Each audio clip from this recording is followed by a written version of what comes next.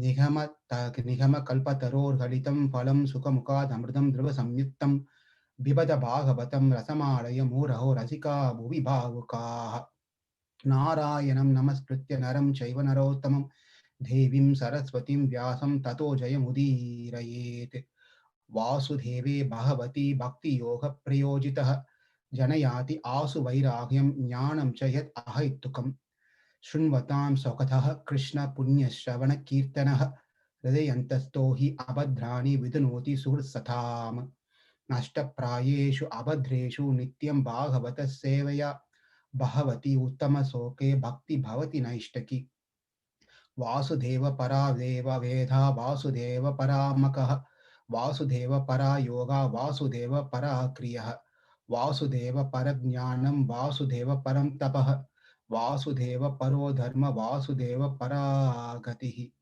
कृष्णाय वासुदेवाय देवकीनन्दनाय च नन्दगोपकुमाराय गोविन्दाय नमो नमः नाम संकीर्तनं यस्य सर्वपापप्रणाशनं प्रणामदुःखशमनं नमामि हरिं परम् हरे कृष्णा कृष्णा कृष्णा हरे हरे हरे रामा राम राम हरे हरे हरे कृष्णा कृष्णा कृष्णा हरे रामा राम राम हरे हरे हरे कृष्णा कृष्णा कृष्णा हरे Ram Ram Ram Hare Hare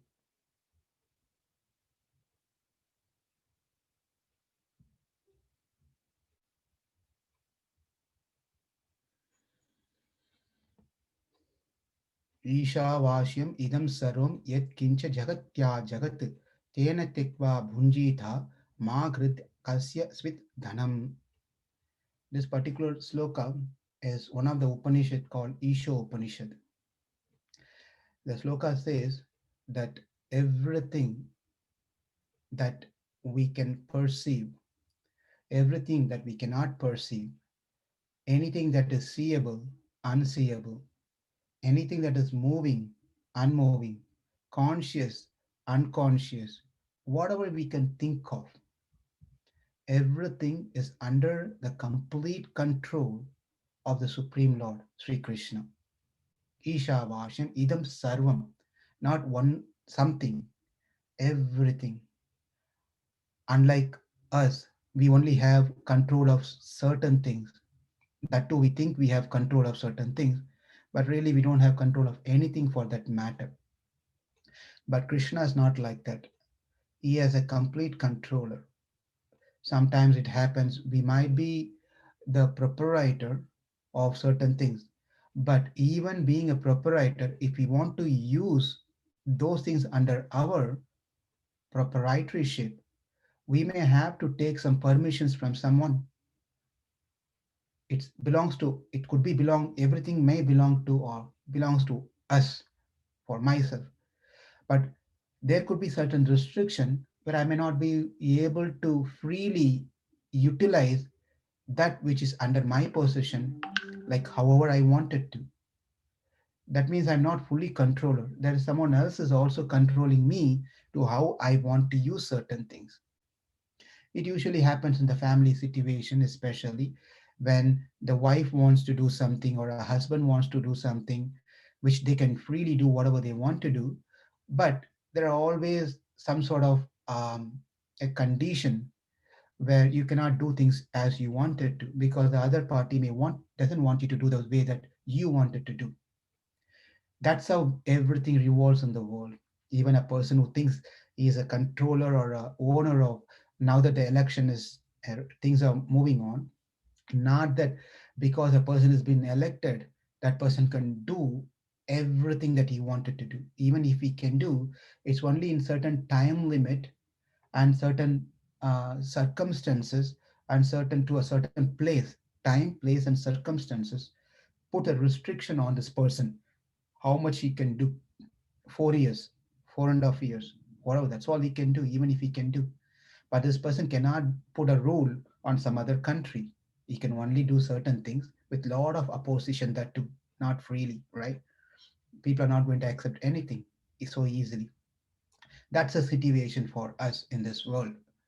But when it comes to Ishwar, Krishna, Sarvam idam sarvam, yat kincha jagatyam jagat, jagatyam jagat. So we have to understand when it comes to God, He is not restricted with time, place, and circumstances. Everything is owned by Him. Whatever we think we have our names on our property, our bank, our anything for that matter, even our wife, husband, children, we think we are the proprietor and owner, but everything has been leased out for us. In real time, that's what is happening. Everyone is leased on some period of time, but the real owner is God, the Paramatma, the Brahman, Krishna, Narayana, Vasudeva. So he is Jagannatha. So he is the Lord who owns everything. He's just given us for some period of time. That's all. And understanding that Tena tektena bunjitha, understanding that I am not the owner, the real owner is someone else, we only take whatever is needed assigned to our quota. We have a quota, right? Within that quota, then we utilize things. And that is also utilizing things for the benefit that we get closer to Krishna. That's all we accept it. We accept those things which is assigned to us or in our quota, so that those things that we utilize will help us to progress spiritually towards Krishna. The reason this introduction has been given, so that when we enter into this today's story or subject matter, we know how the Supreme Lord, who's controller, who's the proprietor of everything, now he takes a role of a beggar. Just imagine, if he wants, he can do anything, right? But he becomes a beggar, right? That is the theme of what we are going to see in the today's session in the Bhagavatam. In the last, we saw that how Mohini Murti, the Narayana, the Supreme Lord, took a form of a woman, a beautiful lady, and then um, tricked the Asuras and got the nectar and gave it to the Devatas, and she left. These are the subject matter that we saw in the previous session. Bali Maharaj, after that, what happened? Bali Maharaj was a king of Asuras. He did not stop. So, with all the people, he again went and fought with the Devatas. And in short, when Parikshit Maharaj was hearing the story from Sukadeva Goswami, Sukadeva Goswami was narrating these things, and then he said Bali Maharaj was arrested by the Supreme Lord because he couldn't keep up with his promise of giving three pieces of land. And the story was moving on. Especially if you want to trigger an interest in someone to hear more, then you don't tell the entire story. You just tell a glimpse of it or some sort of clips, right? Something. That's how the Hollywood or the Bollywood or any of those people, what they try to do is the same thing. Before their actual movies get released, they put the trailer, right? The trailer or small ads or something, and then people get, wow, what is this? I want to see this movie. I want to know what happened after this. Likewise, but Sukadeva Goswami is a very good storyteller. He just touched the base that Bali Maharaj got arrested because of this. The Lord Supreme Lord came and asked for the three piece of land, and then he couldn't keep up his promise, and he was arrested, and so forth. So, and then Parishit Maharaj said, hold on, don't rush too fast. I like to know the details of why and what happened. Bhale padatrayam bhumihi kasmat tarir avachate bhuteshwarah kripanaval labhartam api babandatam. Now Parishit Maharaj was asking that Shukadev Goswami, please don't go so fast. Could you please tell me what is this all about? Why did the Supreme Lord should go and ask for three pieces of land? He is the Supreme Lord. Why should he go and beg? And why did he arrest Bali Maharaj? I'm quite anxious. I really want to know what happened. Could you please tell me what all happened over here?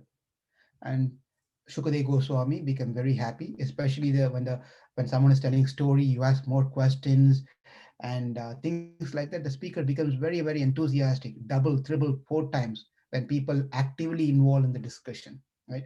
Otherwise, the speaker doesn't know whether he's speaking to a wall or someone is in transcend. They become samadhi. No one knows, right? Especially with all that we are doing with this, online classes, we really hard to identify who's listening, who's not listening. Someone has really gone into samadhi stage by hearing the story, someone is whatever it is, right? So anyway, so Sukadev Goswami was telling Bali Maharaj lost his opulences at one point. He lost everything. He himself and everyone were dead by fighting with the asuras. But then Bali Maharaj, Guru, does anyone know who's Bali Maharaj Guru? Any kids here? Who is Bali Maharaj Guru? Prabhuji, Yes, Shukracharya. Sukracharya. Very good. So Sukracharya was a guru who was a descendant of Bhrigu Muni. So he brought back everyone into life, back to life. Everyone was brought back to life. Whoever was killed in the battlefield, everyone was brought back to life. And then Bali Maharaj, who reciprocated by, serving the Guru very nicely and serving the Brahmanas and doing necessary pujas and yagyas. Bhrigu Maharaj become very happy. Not Bhrigu, Sukracharya become very happy. And all the Brahmanas become very happy. And then they advised him, you have to give a lot of charity, do fire sacrifice. By doing so, no one can conquer you. This is a message has been given to Bali Maharaj. And then when Bali Maharaj heard this one, then he followed the instruction that's been given by Sukracharya, and then he did the yagya Vishwajit. There's a yagya called Vishwajit. So that means no one can really conquer him. So he did this Vishwajit yagya with the help of Sukracharya. While he was doing this one, he got a beautiful yellow color horse from the yagya for his for him to use of this yellow. And then he also got a flag which was marked by lion. He got a powerful bow and arrow, celestial armor that he can wear during the battle, right? And also he got a garland from his grandfather. Does anyone know who his Bali Maharaj grandfather is? Who is Bali Maharaj grandfather? Hiranyakashipu. That's great grandfather. That's very good, very good. He is Bali Maharaj great grandfather is Hiranyakashipu. Hiranyakashipu's son was, Prahlad, Prabhuji. thank you, Anirudh. One of the son was Prahlad, and Prahlad's son was Virochana, and Virochana's son was Bali Maharaj. Okay, therefore Prahlad, Bhakta Prahlad was grandfather of Bali Maharaj, and Hiranyakashipu was great grandfather, right? So Bali Maharaj, when he was doing this puja, even Prahlad came and gave him a special garland, a flower garland, which will never fade. And Sukracharya gave a nice conch shell that he can blow during the war, right? So everything was given to Bali Maharaj. Maharaj becomes so very powerful. He becomes so effulgent that no one can ever stand in front of him. He becomes so decorated with all this wonderful the gifts that he got, the armor, the bow and arrow, the conch, and the garland, and the horse, powerful horse. He got everything. Now he got ready, because as soon as he got this one, the first program is to go fight and take over the heavenly planet, okay, where Indra was residing. So he gathered all the army, everyone were ready. They were going towards the Indrapatna, Swargaloka. They were ready. The Swargaloka, why everyone is so much interested in Swargaloka is because Swargaloka means, Swarga means is heaven, right? heavenly planet where most of the devatas are present and Indra is present. Nandana garden. There's a garden called Nandana garden. Very very attractive garden. You might, we must be garden in a botanical garden that we have in St. Louis here, right? Or you go to the forest park. There are some nice flowers and so forth. But then this Nandana garden is nowhere compared to any of this thing that we can think of, because we can't even imagine what all things there. The flowers that we have never seen before are there. The trees, the place itself, loaded with all opulent things, and beautiful birds with swans and cranes and chakravaha and ducks and so many beautiful, nice birds are around. And people were there are many Gandharvas singing nice songs in the Swargaloka, and all the streets were so beautiful, right? You won't find any street with no happiness. It's all loaded with people who are just having fun there, singing songs, and there were a lot of stages where dances were going on, dramas were going on, and the houses around were, rich homes. It's all mansions. No house you'll find the two-story houses, uh, ranches. It's all mansions. There's no ranch homes there. It's all mansions. Everyone were living happily there. The roads were filled with, valuable jewels and diamonds and corals and pearls and all those different things. The women are there in their youth. Always, you won't find any old ladies. Okay, no one will be old there. Everyone is young, right? So pretty looking, beautiful, dressed up very nicely, very clean, nicely dressed up, very attractive the way they are. The breeze over there in the heaven is unlike here. It's sometimes it's like that, sometimes like, windy, sometimes the breeze over there in heavens are so nice, very favorable, and very cooling, and very smoothing to the heart and to the minds of the people who are living there. And lot of apsaras, heavenly damsels, are there. The fragrance are so nice. You won't find any abominable smells there. It's all very fragrant, very nice. This is how the Swarga Loka is, right? The point here is, the descriptions are given here to understand if Swarga Loka is like this. Think about Vaikunta. That's the point. We should not think that, oh, Swargaloka is so beautiful, so nice. I would like to go to Swargaloka, right? Ah, Brahma Bhuvana Loka Punaravartano Arjuna. Krishna says in Bhagavad Gita, even if you go beyond the point of Swargaloka, which is Brahmaloka, right?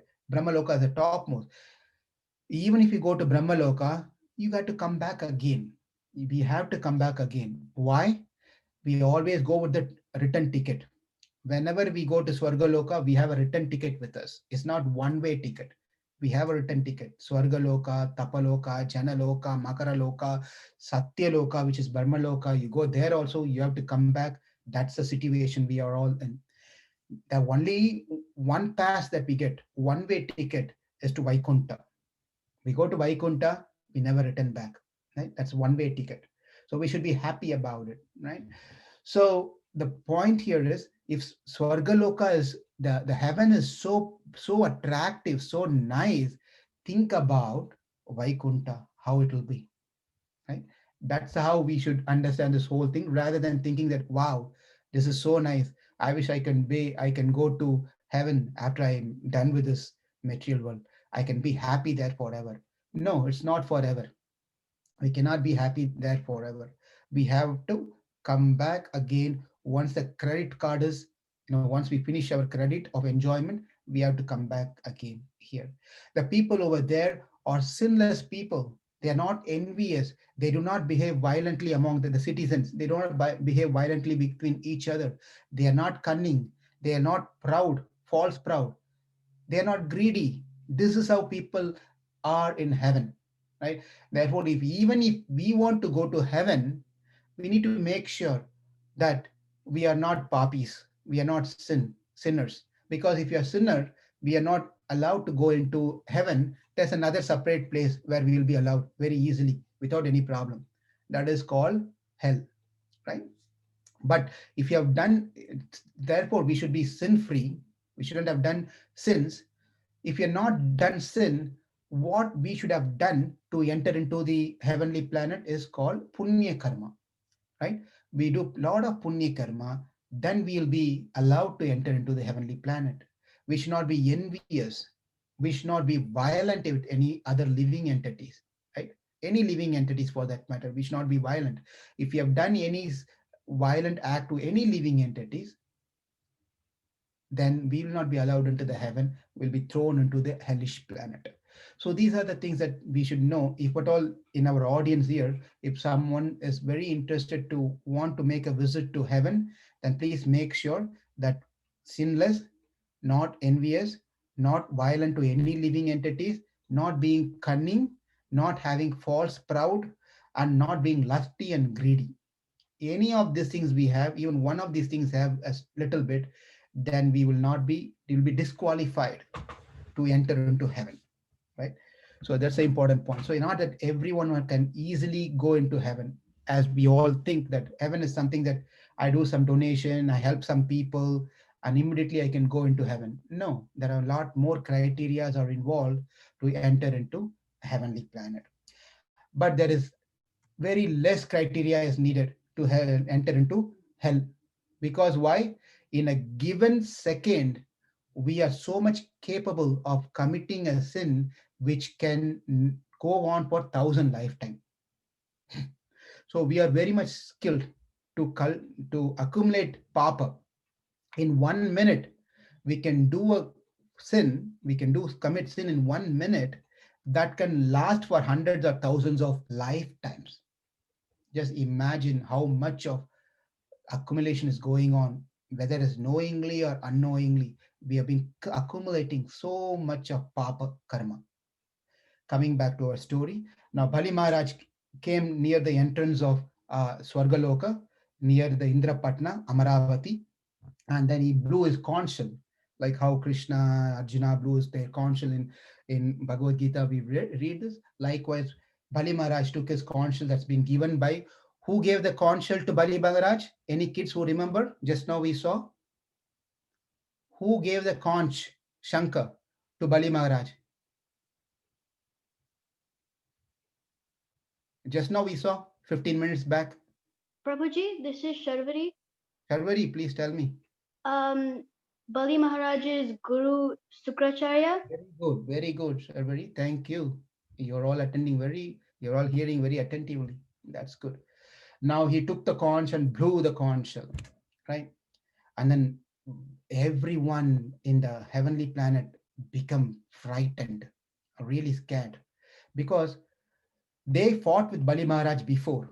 But then now, when they saw Bali Maharaj and the way he is looking and the effulgency on him and the courage and enthusiasm and fearlessness and etc., Indra thought, what's going on? Something very special about Bali Maharaj. Something is very special. Something has changed before and now. What happened? Did he take some energy drink from Schnucks or Walmart? He drank some energy drink and he became like this? No. None of the energy drink is going to help us anyway, right? It might create more problem, but nothing is going to help us. Unless until we have spiritual energy, none of those things is going to really help us. Right? So Bali Maharaj did not base his energy and power based on these things, rather by one thing he followed, which is what helped him to be successful in his life. Okay, and we are going to see how the same thing which he followed, he did not follow, is also going to pull him down. That is also we will see, right, as we go through the story here. So Indra rushed immediately to his guru. Okay, does anyone know who is Indra's guru? Who is Indra's guru?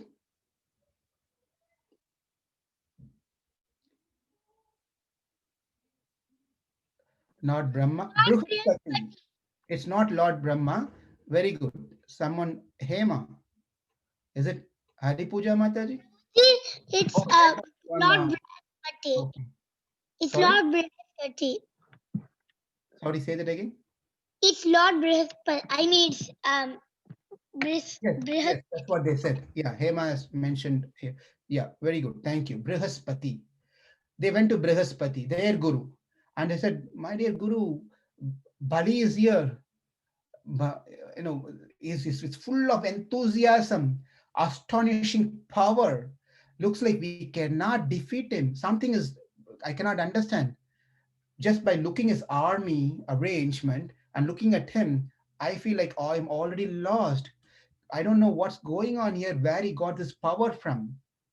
Then Brihaspati said, "My dear son, Indra, understand that you cannot win over Bali at this point. You cannot do that one. He is unconquerable because he pleased his guru and he listened to his guru and served the Brahmanas, giving a lot of charity, right? Therefore, this is indeed, it's true that you cannot defeat him. So what am I supposed to do now? Well, evacuate.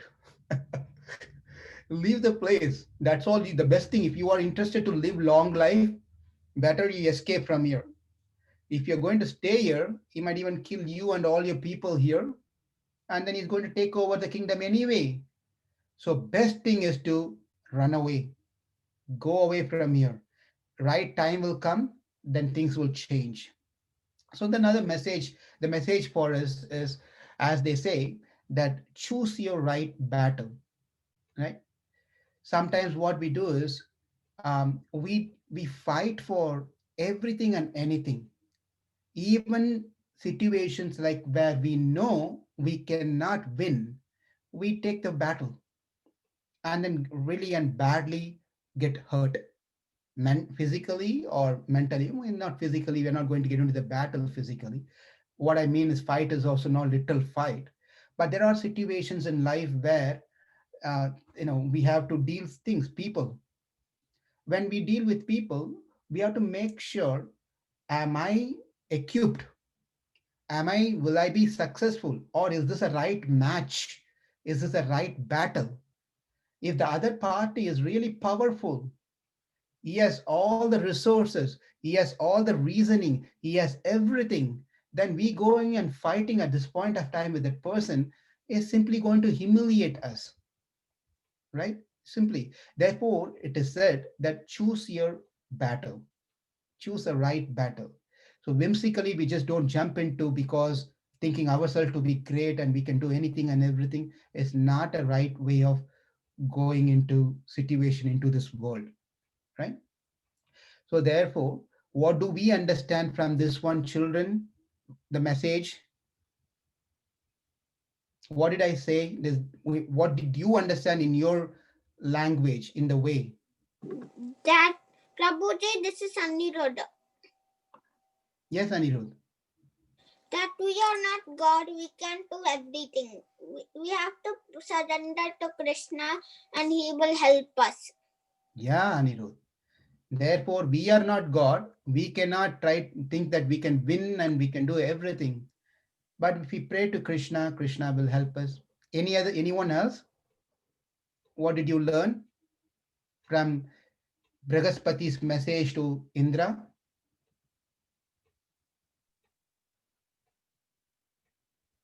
Hare Krishna Prabhuji. Yes, Sharvari? Um, I understood that you shouldn't do something just because, even though if you know you're not gonna win something, you shouldn't do it. You should wait for the right time and then win it with Krishna's help.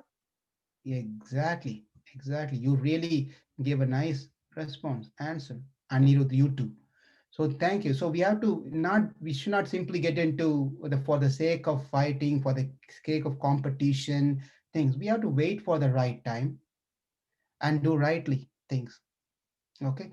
And that's exactly the advice has been given to Indra by Brihaspati, and Indra accepted the instruction. That's the important point. Whenever sometimes someone is giving instructions or helping and giving some advices, we may not like to do it, right? Especially we are attached, on certain things. If someone is giving, coming and telling, please don't do this one, and we don't want to listen to those things, we want to do it, right? Then we have to face the consequences. So it's very hard at that time, but we need to understand, but this is for our good. It is painful that I'm not able to do this one, but if I be patient and tolerant, then time will come where I can be a winner. I can be a successful in the same thing in future. Therefore, sometimes time speaks. We cannot rush things. And that message got deep into Indra. Right? He accepted that instruction and he disguised himself in a different, the Indra, the Devatas, they have all the power to change the form and however they want to. So therefore, they all disguised themselves and vanished. They just left that place. Or everyone, they all left that place. Right? And then Bali Maharaj came. It was easy game for him because no fight, no problem. They all left. Heaven was given, and then he took over the heavenly planet. So Bali Maharaj became king of all the planetary system. Devatas had no place to live. They all were gone, chased away. They have gone. And Bali Maharaj further did, under the instruction of Sukracharya, he further did Ashwamedha Yagya. There's another Yagya he did, which made him much more powerful. So he was trying to do Ashwamedha Yagya also. So because of this one, no one can challenge and do anything to Bali Maharaj. But one person was feeling very, very, very miserable, thinking that her children now has, they don't have any place to live. They're homeless. They become homeless. They're wandering, disguised because they cannot come into the original form. If they come, Bali Maharaj is going to chase them away or fight them or kill them. Therefore, that person was really feeling very painful. Does anyone know who's that person who was feeling very sad for their Prabhu, children? Prabhuji, Prabhuji, Yes, Prabhuji, I think it's Aditi. Aditi. Very good. Aditi is the mother of Indras and all most of the devatas, demigods. Do you or anyone know who's the father of the devatas? Maybe Rukmini, you already spoke. Someone else can speak. Prabhuji. Who? Yes, I think the father of them is Kashyap. Kashyapa. Correct. Very good. You all know everything. I'm not even sure why I'm telling all the stories now. Kashyapa, right? So Kashyapa is the father. Mother was Aditi. But as I said in the previous class, it's the same father for the Asuras also. But the mother is different. What's the mother's name for the Asuras? Anirudh? I think only three of you are there. Diti. Diti. Very good.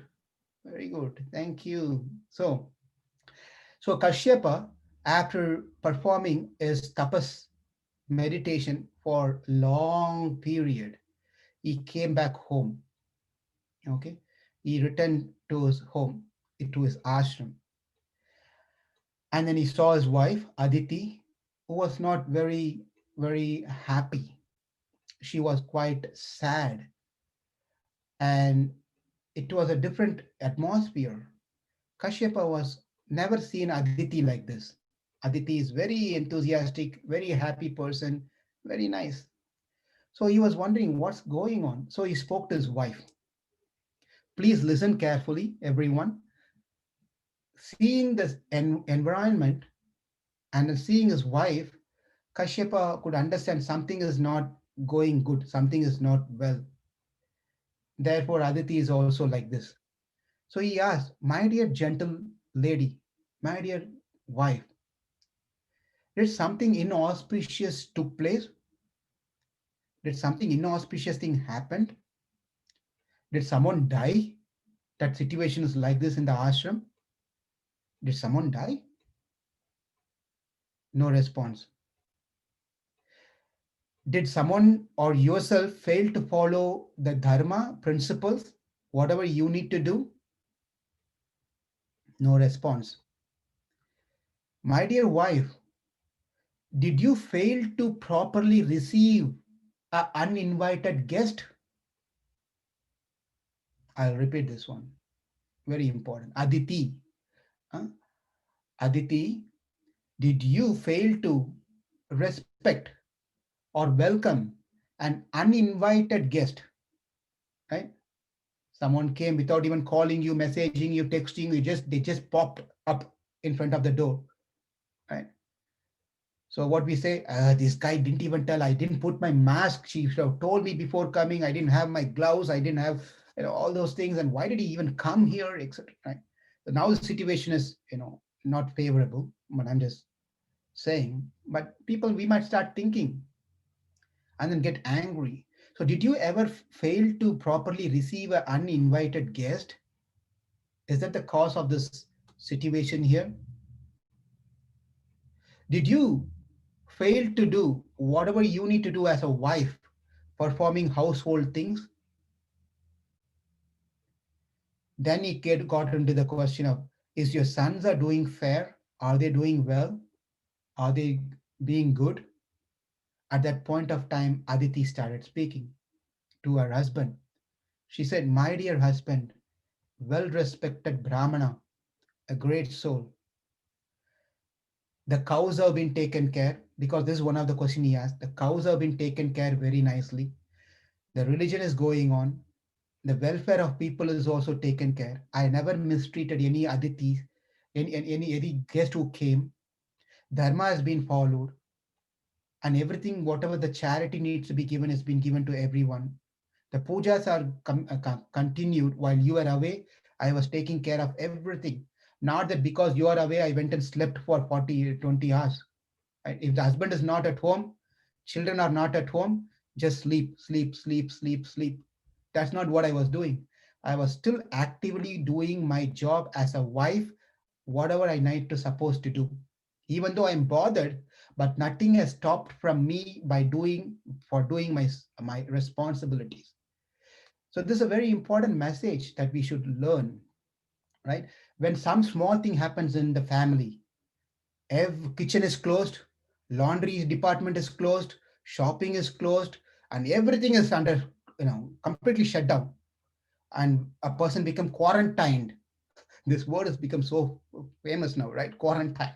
So within the family, the wife become quarantined, or we can apply the same things to husband also sometimes, but the topic here is about the wife's dharma here.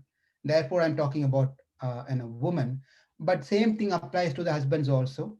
So yeah, they quarantine. They said close the door, don't talk to anyone, you don't want to eat, you don't want to help, you don't want to participate in any discussion, you don't want to take your children to dance class, music class, kumon schools. If the son or daughter comes and speaks to you, you scream at them. These things are happening, right? So irrespective of whatever the family situations are, right, whether it's favorable or unfavorable, the dharma of a wife should continue without stop. The dharma of a husband should continue without a break. If we stop doing these things, guess what? It is not our spouse is going to suffer. It is us who have to accumulate more karmas. That's all. As simple as that. Right? Our husbands are not going to suffer because of me not doing my dharma. It's not like we are showing them our anger.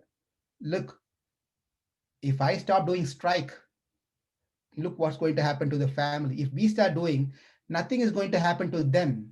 Rather, the person who's striking and doing things, quarantine from doing this, the dharma, they are the one who's going to be accumulating papa karma.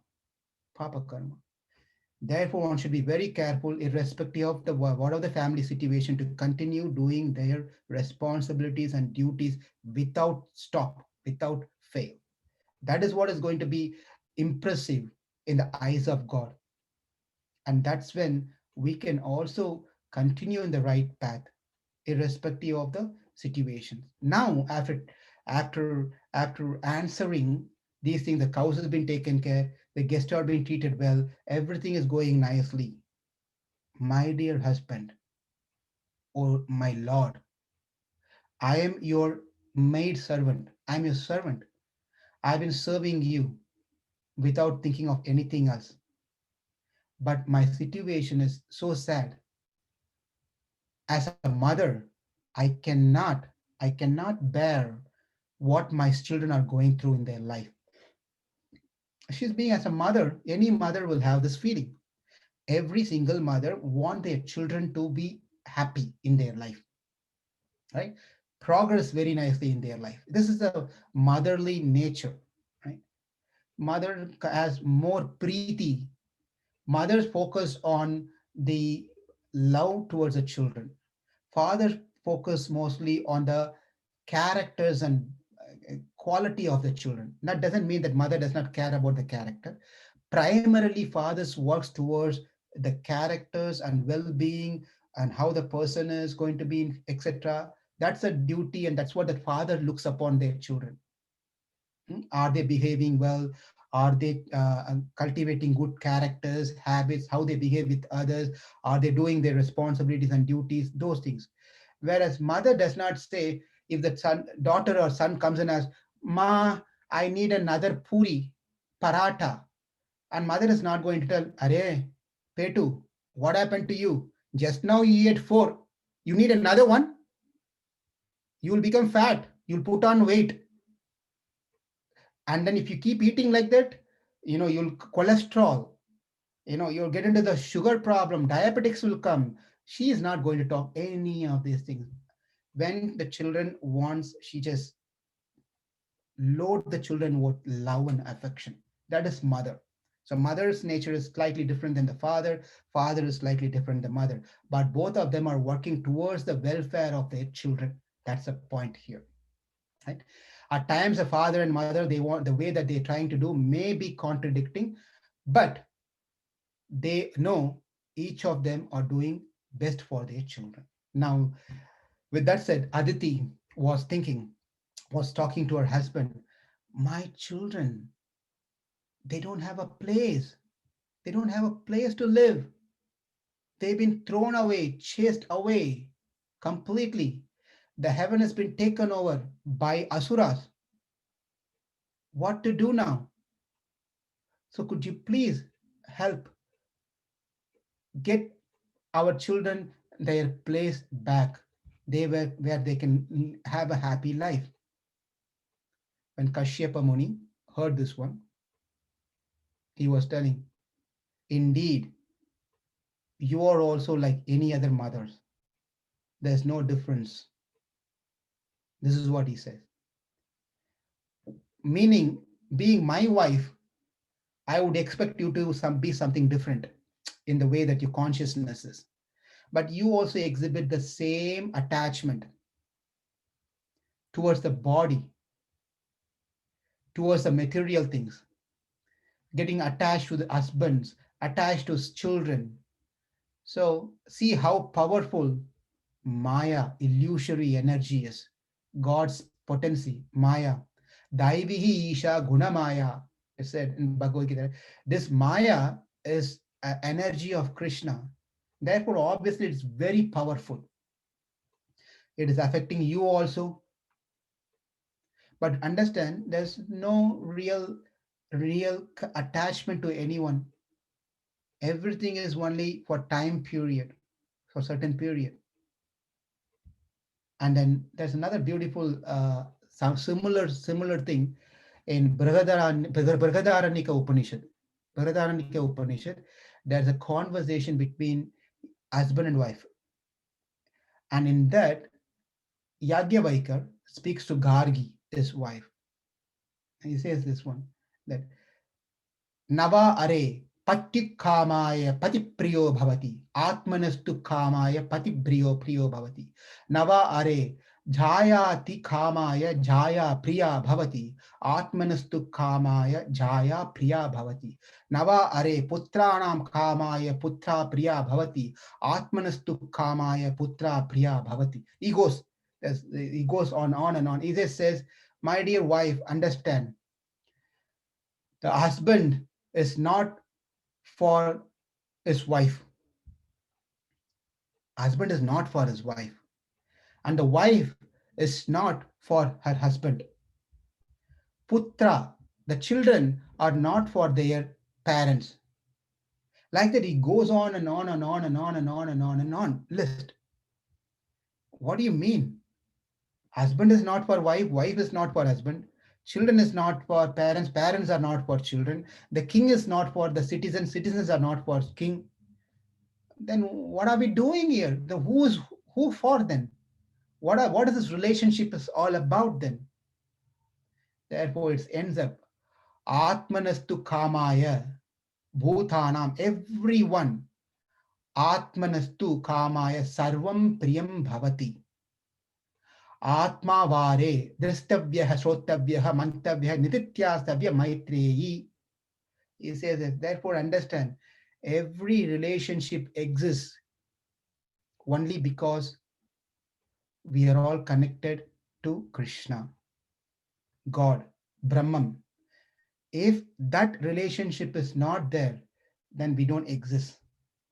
There's no any other relationship is so great in the world beyond the relationship with Atma and Paramatma, Jivatma and Paramatma. That is soul and spirit, spirit soul and super soul. So everything is in connection with God, then that relationship has some value. If God is not present, then just a relationship as husband, just a relationship as children, just a relationship as parent has no value to it. Therefore, it is said that husband is not for satisfaction of his wife, but he is having the wife for the satisfaction of Krishna. Wife is not for her husband, satisfaction of her husband, but she exists to satisfy Krishna. Therefore, she has husband. Children are likewise, parents are likewise, the kings are likewise, the citizens are likewise. So it's a very important point to understand.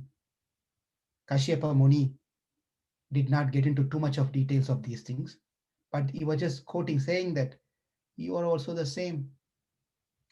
My dear wife Aditi, no one can save your children at this point except Krishna, Vasudeva. Only Krishna can help you. Therefore, you have to pray. Krishna will help you to get your children back their properties, their land. I know that the Supreme Lord once told that he will be appearing as our children, as our child. Therefore, this is a time where you can payovrita sacrifice or a vrita, austerity. If you do that one, the Lord will be pleased, and then you will get a son who can help you to get your other children property. Payovrita. So please do payovrita. Aditi asked, my dear husband, could you please tell how to do this payovrita? Well, this should be performed in the Palguna period, which is February and March time. And he goes into the details of how to perform, what to eat, what not to eat. It's quite complex, very, very complex. It's more than complex. Even if you understand this one, following these things is also very difficult. But Aditi did it. Sometimes people have this idea that during pregnancy, everyone has this question, please tell me what you like to eat. Right? If anyone is pregnant, conceived, and they want and going to have a child, immediately the friends, relatives, etc., if they everyone will ask, right? Tell me, please tell me, do not hesitate, whatever you feel like eating, let us know, we'll provide you, right? This is all good, that's fine. But then we should also understand what to eat, what to aspire to eat, what not to eat. It is not a blank check period where a conceived mother can eat anything and everything. That's not what it means. Right? You can eat that which is recommended. Prasadam is always recommended. So there's no problem in eating prasadam. But that doesn't mean that you start eating anything and everything. That's not at all very good. So therefore, when Kashyapa Muni gave all the instructions, lot of instruction, what to eat, how to eat, and what to pray, how to pray. Every day you have to do puja to Krishna and offer him nice bhog, and then you eat those bhoga and those prasadam after that. He gave all the details and he said, follow this sincerely and with faith, then your desire will be fulfilled. And Aditya accepted, took the messages very seriously, and started following the Payovrata, the, the Vrata that's been recommended. And as part of it, she should also serve the devotees, Vaishnavas, give them prasadam. Right? It's not only the conceived woman or expecting. Please understand that this is all happening before the conceiving of child. Not that she's conceived and she's going to do a payovrata. That's not the message here. It's not during the pregnancy. This is even before conceiving. A mother is supposed to do, not just mother, father and mother, both of them are supposed to sincerely follow certain things before they are ready to conceive a child, give birth to child. That is what is being told here. After they conceive, there are a lot of other things that they follow, right? So before, it's not it's not something else, just a lot of procedures, some samskaras called samskaras. So they have to follow these things. And then she was following very, very meticulously, very, very detailed whatever is being told, chanting the name of Krishna, doing the puja, and eating only the prasad and offering and giving to the brahmanas and Vaishnavas, and sleeping on the floor. Right? These are all she very strictly followed very nicely.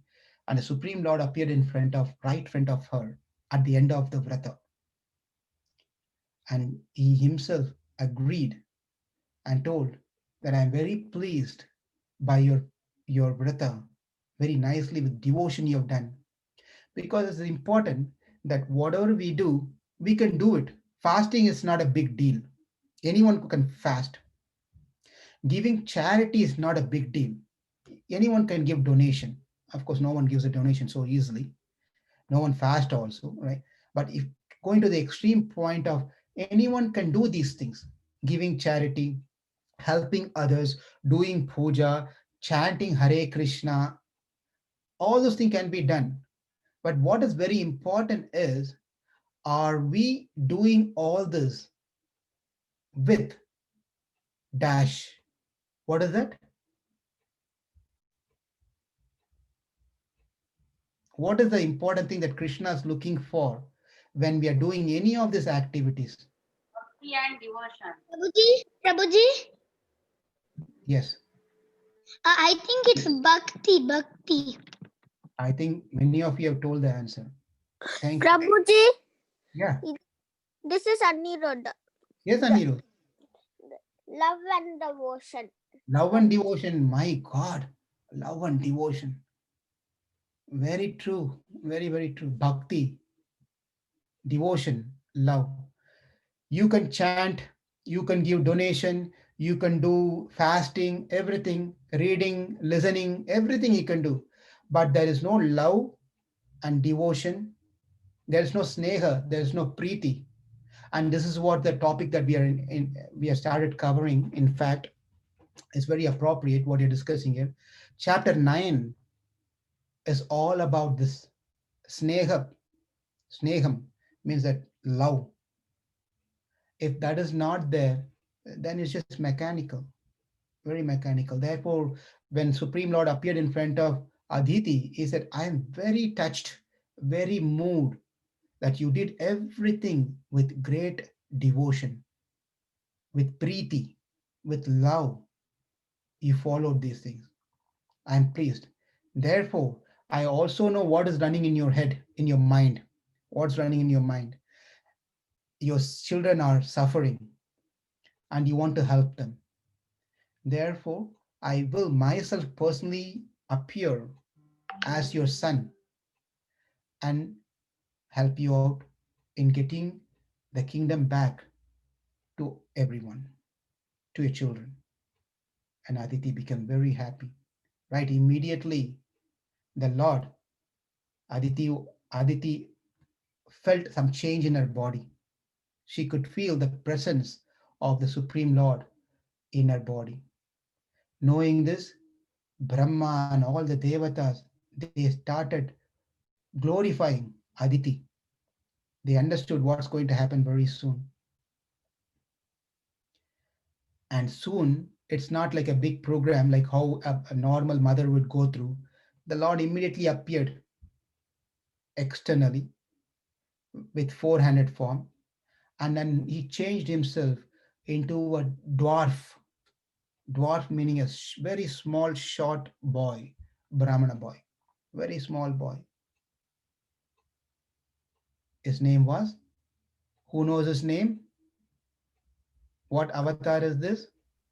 Prabhuji, Vamanadev, Prabhuji. Everyone answered. Very good. Vamana Dev.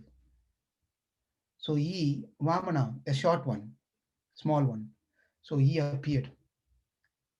And as soon as he appeared, all the devatas showered the flowers, bugles, instruments were played, drums.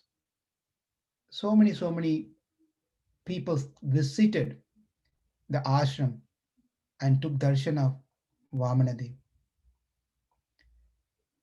Not only that, it was time for Vamanadev to get the sacred thread ceremony. That's a sacred thread that they put on for a Brahmana boy. They put that. It's not only for Brahmana, it is for even Kshatriya and Vaishya. They also go through this sacred thread ceremony. Brahmana, Vaishya, and Kshatriya. Now no one wears anyway, including Brahmana. Even they don't, many of them not even wearing the sacred thread. Because the sacred thread is what is qualifies one to perform any Vedic study, any puja karya. If that is not there, one cannot read Vedas. Therefore, there are some procedures one need to follow that one. But all the devatas, they all came because the beautiful ceremony of sacred thread ceremony, all the devatas, they all appeared in front of Vamanadev.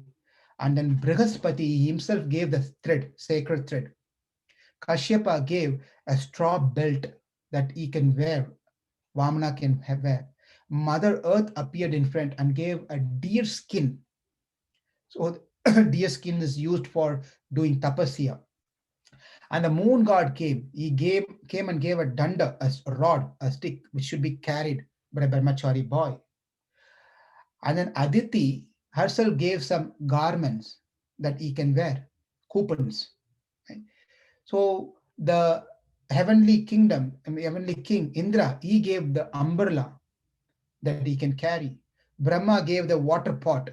The seven sages, they gave kusha grass, a kind of grass called kusha grass. Mother Saraswati gave rudraksha beads. So everyone gave so many gift for Vamana.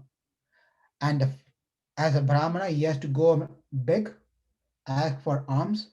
So first person he went and asked for Bhagavati. Bhagavati is none other than Mother Parvati, Lord Shiva's wife. So she gave him the first arm. After all this were over, the news came that Bali Maharaj is performing Ashwamedha Yagya as horse sacrifice, to become very powerful, to become another Indra, right? This message has reached all over the place, and it also reached the ears of Vamanadev. As soon as Vamanadev heard this one, he decided he wants to go to Bali Maharaj and ask for his alms, beg for something, charity. Because Brahmana, one of the dharmas Brahmana is to ask for charity. There's no wrong for Brahmana to go and ask for charity. Not only charity, he has to follow other things also. Not only, oh, I'm Brahmana, I'm born in a Brahmin family. Therefore, let me go and ask donation and ask charity. That's not what the message here is. Not simply asking donation is the only duty of Brahmana.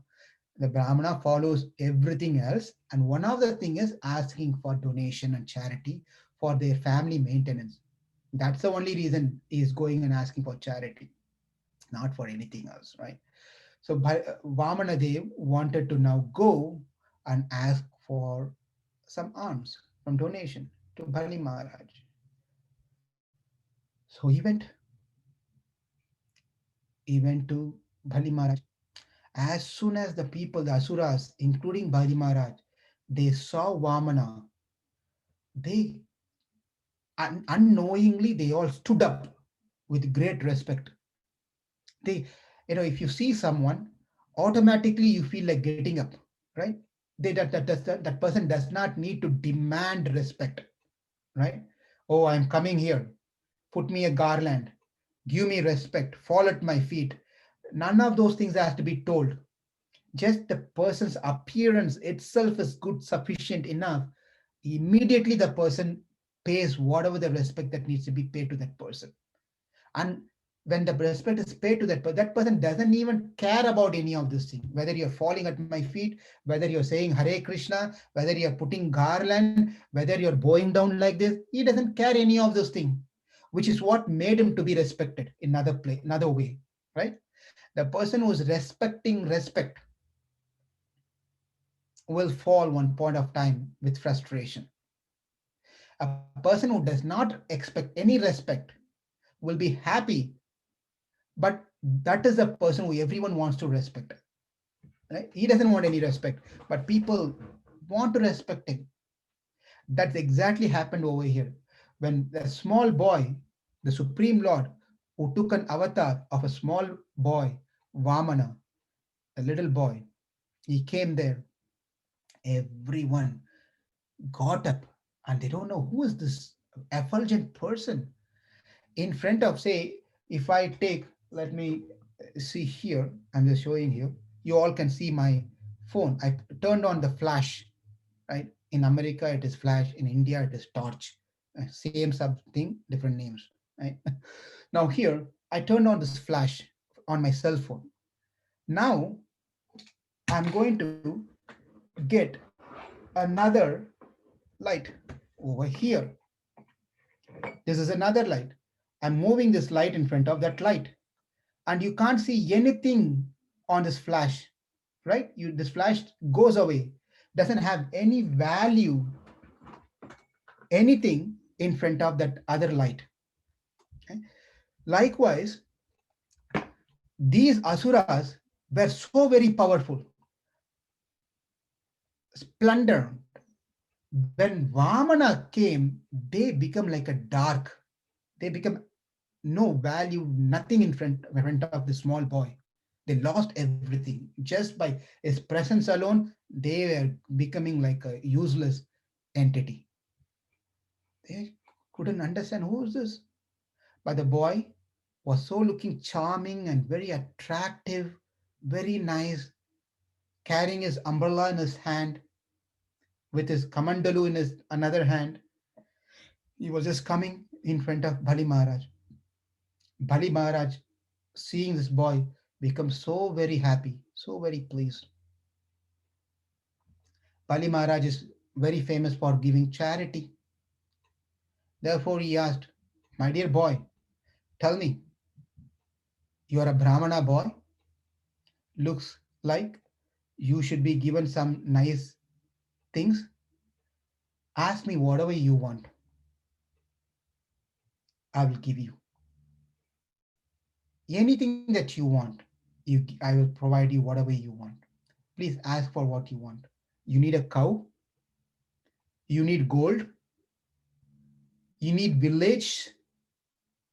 You need palatable food, drinks, or you want a daughter of a Brahmana as your wife, horses, elephant, chariot, just name it. Give me a list. I'll provide you everything. This is what he said. Vamana, as soon as he heard this one, he said, you are son of great, your grandson of Prahlad, who's not an ordinary person, is a great devotee, fearless person, is a great devotee of Vishnu. You are coming in a lineage, in a parampara, where when you say something, you keep up with your word and your promises. You follow your dharma very meticulously. You know all the etiquette, how to respect other, how to follow the rules and regulations of your ashrama, your dharma. You've been reputed, your reputation is spread all over the planetary system, and you have never refused to anyone asking anything from you. When you give a word, promise, you never fail. What do you want? What do you want now? Whatever you said is all very good, but what do you want now? The boy said, I want 3 pieces of land of my foot size. My foot size, I 3 steps of land. That's all I want. Bali Maharaj became very insulted. He got very insulted. Why? We saw, right? You just imagine you go in front of a richest man in the world, who were the richest man in the world, and you ask him, "Can I get $1, please?" It's an insult for that person. And where the whole video coverage is there, newspaper people are there, and media is there, everyone is there, and I'm going in front of the richest man. Everyone is covering now. His live program is going on. I'm going to ask something from this rich man. I go and ask, $1, please. Can I get $1? It's an insult for that rich man, right? So Bali Maharaj was literally the what type of Brahmana you are. You are in fact not qualified to be a Brahmana. Brahmana means you need to know how to take from others. That is one of the special skills that Brahmana has. They know how to speak sweetly, very nicely, and how much to drain things from others. So you doesn't seem to being like appearing like a Brahmana boy, but you don't know how to take things from people. What type of thing that you're asking for? Looks like your intelligence is not matured enough. You're not that intelligent, even though you look very effulgent, very learned, but you're not. You showed your behavior as a small boy. You don't have an insufficient. You're having insufficient intelligence. It's that's okay. Forget about it. Ask me what you want. Forget about this 3 foot land and all those things. Ask me what you want. I'll give you another chance. Tell me what you want. You want to become a king of some place, planet? Everything is under my control. Tell me what you want. I'll give you. Take it. At that point of time, Vamana started speaking. This boy started speaking. What he speaks is a very important message for us that we can wait and see next Saturday. And how Bali Maharaj responds back to that, what all happens after that, is going to be the discussion, which will conclude Vamana Avatar in next Saturday. With that said, well, let's meditate this whole week about this whole episode of Kashyapa conversation with Aditi, Aditi's conversation with her husband, the Supreme Lord appearing in front of Aditi, and their conversation, and how Vamana came in front of Bali Maharaj and what Bali Maharaj spoke. Just keep meditating about these things. It's very important that we keep thinking about what has been discussed. Thank you all very much. We can now open up for any discussions, questions, any additional points that you all want to add. Prabhuji, this is Sharvari. Yes, Sharvari. I have a question. Yes. So, in the beginning, when you said that Bali Maharaj came and Indra's guru said that all the devatas should leave, where exactly did they all go? We don't know. They were wandering. They Oh, were they were placeless because everything is occupied by Bali. They cannot go and stay in any place. oh, so, All the planets, all the planetary system, they were hiding. In fact, that's what was happening. They were hiding themselves, disguised. oh, okay. Thank you. Okay.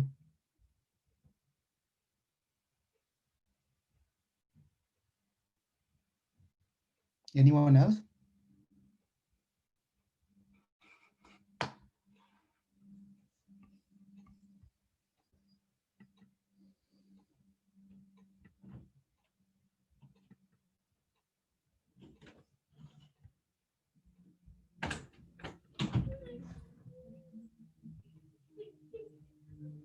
Hare Krishna Prabhuji. Yes. I have one quick question, Prabhuji, on Bhagavad Gita again. Um, I mean, like in recent slokas, we discussed about the margas, right, Prabhuji? Dhumadi marga, Acharadi marga, and Yamadi marga, right? In Yes. Bhagavad Gita slokas. Chapter. Yes. Yes, yes. So in Acharadi marga, whoever is leaving the body during the Uttarayanam time, like January to July, June time. So if they have a wish to go liberate the liberated, they will go back to the Lord, right, Prabhuji? Yes. I mean, like in Puranas, I think like in Kartika Purana, something like if anyone leaves the body during Dakshinayanam, I mean, like in Kartika Masa means it's the Dakshinayanam time, right? Mhm. So if they leave the body, so do they don't liberated, Prabhuji? How do I understand that? Few things needs to be understood here. Mm-hmm, When it is said that those Archaradi Marga, the Marga that's been mentioned, and Dhumadi Marga, which has been mentioned, those things are the path. mm-hmm, They are path. mm-hmm, Okay. Rather than considering them to be the time, they are the mm-hmm. path. Okay. Okay. That Mm-hmm, name itself, it's like the Samvatsara, mm-hmm, Ahu, Archas. There are mm-hmm, Archas, Ahu, Sukla Paksha, Uttarayanam, Samvatsara, Vayu, Surya, Chandra, mm-hmm, Vidyut, Varuna, Indra, Prajapati. These are different places, mm-hmm. Stopping points. Mm-hmm, stopping points. mm-hmm. Okay. So that's the first thing to understand. Don't take this as literally the time. Okay, Okay. okay. Time also plays an important factor. Now, second part. First part is to understand it's not, don't take this as a time. These are the segments or the junctions, different junctions Mm-hmm, before they reach Vaikunta. These are the different places they visit and then finally they go. There's a okay, place of section called Archis, light. A place okay. is called daytime. A place whose the predominating deity is present, a daytime. Likewise, Okay. Uttarayanam. Likewise, so Chandraloka. Like the different places are there. That first point is clear.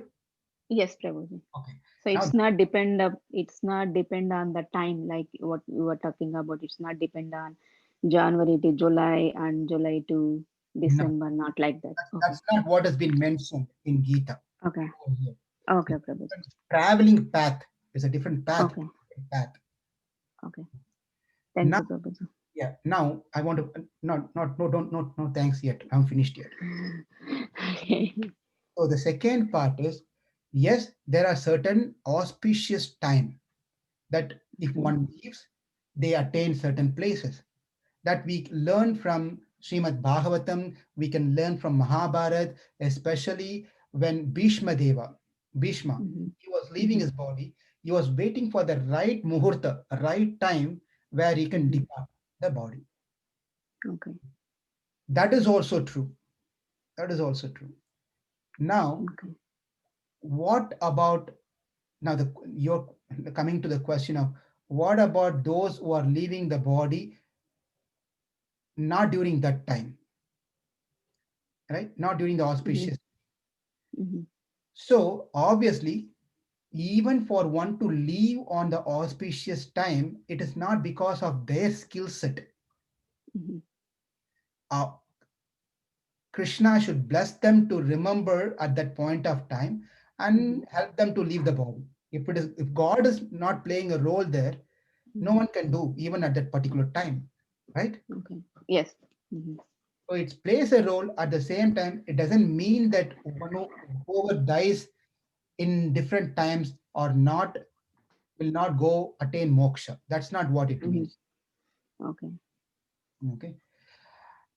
If you're depending on your own strength, now the third part, it's a big topic, but now the third part is if I am depending on my own strength to attain moksha, Mhm. then there's a step by step process one has to follow perfectly and they attain moksha. Okay. Mhm. But if someone has taken prapati, sharanagati marga, prapati marga, sharanagati marga, surrendered to God, they're not depending on any of these different things, the path and any of those things. Krishna will take care of them, however they die. Whether they Okay. die on the bed, or they die in an accident, or they become in a coma state, doesn't really Mhm. matter. Krishna will take care of them because they are surrendered. Prapati. Okay. Okay. Did I answer your question? Yes, Prabhuji. Thank you very much. Okay, thank you. Okay, it's 12 o'clock. If there is no other questions, Ashok Prabhu, we are back to you. No, Prabhu, I don't have any questions either. Hare Krishna to everyone. Thank you all very much. Hare Krishna. Hare Hare Krishna. Krishna Prabhuji. Thank you for all Hare the Krishna. people who are actively participating. Thank Hare you. Krishna Prabhuji. Hare Krishna.